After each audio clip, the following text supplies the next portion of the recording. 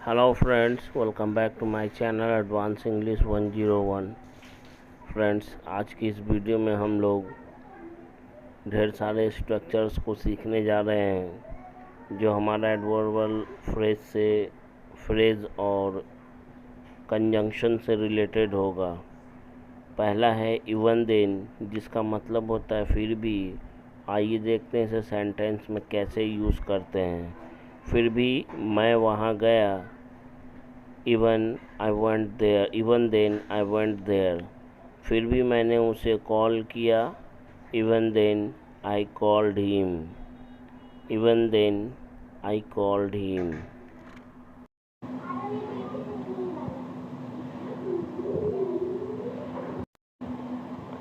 फिर भी उसने अपनी पढ़ाई पूरी की। इसे बोलने के लिए सबसे पहले हम लोग फिर भी यानी इवन देन का यूज़ करेंगे। Even then he completed his studies. Even then he completed his studies. फिर भी उसने अपने चैनल पर आज वीडियो अपलोड किया। Even then he uploaded a video on his channel today. Even then he uploaded a video on his channel today. Even today इसका मतलब होता है आज भी। और आइए देखते हैं कि इस सेंटेंस में हम लोग कैसे यूज़ करते हैं। आज भी वह तुम्हें याद करती रहती है, तो करती रहती है तो कीप प्लस वर्ब के आईएनजी फॉर्म का यूज़ करते हैं। इवन टुडे शी स्टिल या स्टिल की जगह पे कीप्स मिसिंग का यूज़ कर सकते हैं। कीप्स के साथ ही कीप के साथ वर्ब के आईएनजी फॉर्म का यूज़ होता है। अगर स्टिल यूज़ करेंगे तो केवल मिस का यूज़ होगा। आज भी तुमने उसे रुलाने की कोशिश की। Even today you try to make her cry या मेक हिम क्राई। चाहे तुम मेरी बातों का विश्वास करो या ना करो, लेकिन आज भी मैं तुमसे प्यार करता हूँ।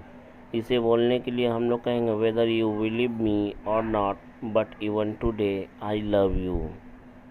Weather you believe me or not, but even today I love you. आज भी वो अपने दोस्तों के साथ स्पोकन इंग्लिश की प्रैक्टिस करता है। सबसे पहले आज भी को बोलेंगे हम लोग। Even today he do the practice for spoken English along with his friends. Even today he do the practice for spoken English along with his friends. आज वह मुझसे मिलने यहाँ आते रहता है। आज भी वह मुझसे मिलने यहाँ आते रहता है। Even today he keeps coming here to meet me. आते रहता है, कोई काम करते रहता है तो कीप्स का यूज़ करते हैं सब्जेक्ट के साथ, कीप या कीप्स का। एनीवेयर इसका मतलब होता है कहीं भी। तुम कहीं भी जा सकते हो। इसे बोलने के लिए हम लोग कहेंगे you can go anywhere. You can go anywhere. तुम कहीं भी कुछ भी कर सकते हो। तुम कहीं भी कुछ भी कर सकते हो। You can do anything anywhere. You can do anything anywhere.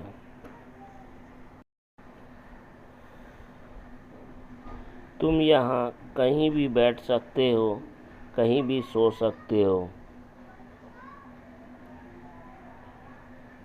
You can sit anywhere here and you दोबारा बोल भी सकते हैं और नहीं भी बोल सकते हैं and can sleep anywhere here, क्योंकि हमारा सेकंड सेंटेंस में भी एक ही सब्जेक्ट काम करेगा। उसे कहीं भी जाने दो। Let him go anywhere. Let him go anywhere. मुझे कहीं भी कुछ भी करने दो। इसे बोलने के लिए हम लोग कहेंगे let me do anything anywhere. Let me do anything anywhere.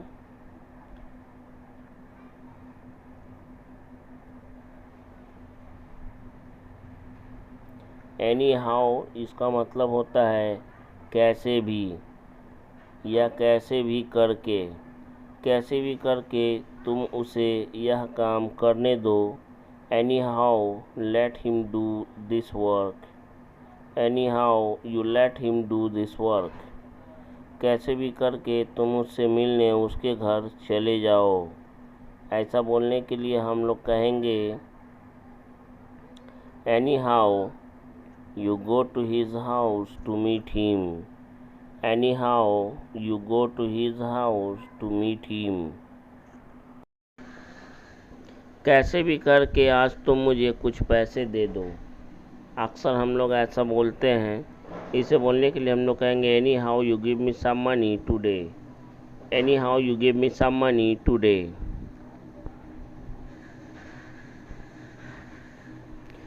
Anyway जिसका मतलब होता है वैसे भी।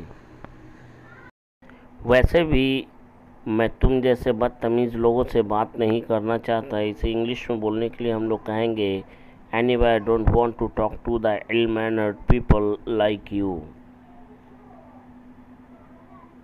Anyway I don't want to talk to the ill mannered people like you. वैसे भी मेरी उससे नहीं बनती या नहीं जमती है या नहीं पटती है। Anyway I don't get along with him. Anyway I don't get along with him. Get along का मतलब होता है किसी से बनना, जमना या अच्छी खासी बातचीत होना। वैसे भी मैं कभी कभार उसके घर जाता हूँ। Anyway I go to his house occasionally. Occasionally का मतलब होता है कभी कभार। वैसे भी हम लोग एक दूसरे से कभी बात नहीं करते। इसे बोलने के लिए हम लोग कहेंगे anyway we never talk to each other. Anyway we never talk to each other.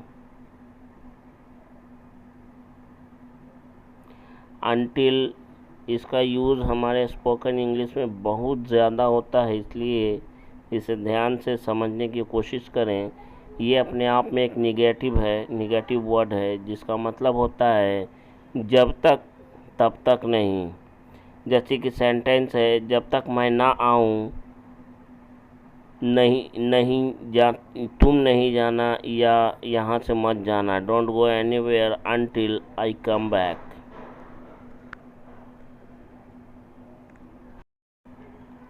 Until का सेंटेंस आगे मिलेगा, कुछ गड़बड़ी हो गई थी, इसके लिए मैं माफ़ी चाहता हूँ।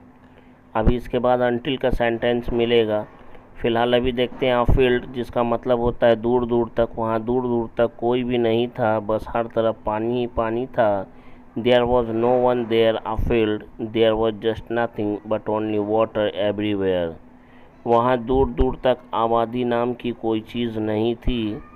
इसे बोलने के लिए हम लोग कहेंगे There was not a thing called population afield there.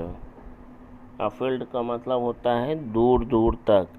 There was not a thing called population afield. दूर दूर तक आबादी नाम की चीज़ नहीं थी। there यानी वहाँ। वहाँ दूर दूर तक एक परिंदा भी नहीं था। ऐसा बोलने के लिए हम लोग कहेंगे There was no word afield there. There was no word afield there.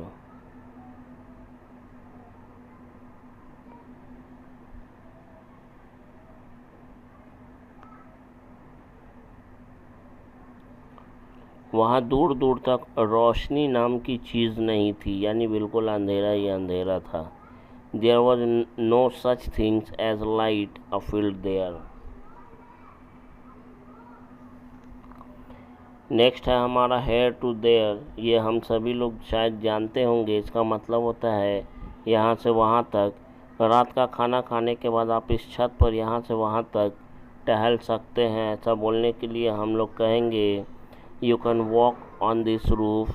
आप इस छत पे टहल सकते हैं। फ्रॉम हेयर टू देयर, यहाँ से वहाँ तक। इन द नाइट, रात में। आफ्टर हैविंग डिनर, खाना खाने के बाद। डिनर का मतलब होता है रात का खाना। सफ़र का मतलब भी होता है रात का भोजन। सफ़र का मतलब होता है last mile of the night. रात का जो खाना होता है उसे बोलते हैं सफ़र।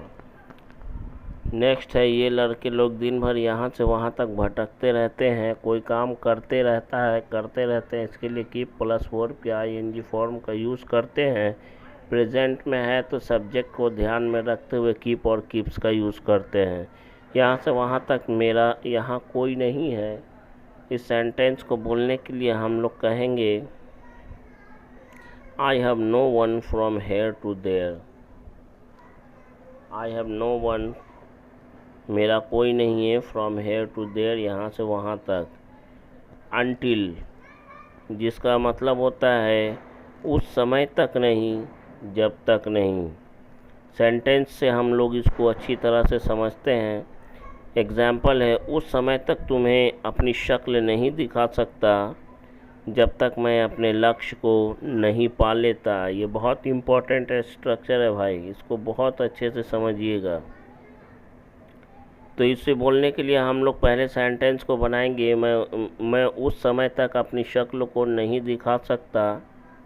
उसके बाद अनटिल का यूज़ करेंगे। उसके बाद सेकंड का जो सेंटेंस का सेकंड पार्ट है, मैं अपने लक्ष्य को पा नहीं लेता, वो बाद में हम लोग लिखेंगे। I can't show you my face until I achieve my goal. I can't show you my face until, मैं उस समय तक अपनी शक्ल तुम्हें नहीं दिखा सकता जब तक आई अचीव माई गोल, जब तक मैं अपने लक्ष्य को पा न लूँ। जब तक मैं तुम्हें ना बोलूँ तुम उसे छूना भी मत। Don't even touch him until I tell you, मैं उस समय तक यहाँ से कहीं भी नहीं जाऊँगा जब तक तुम मुझे मेरे पैसे नहीं दे देते। ऐसा बोलने के लिए हम लोग कहेंगे I will not go anywhere until you return my money. देखने में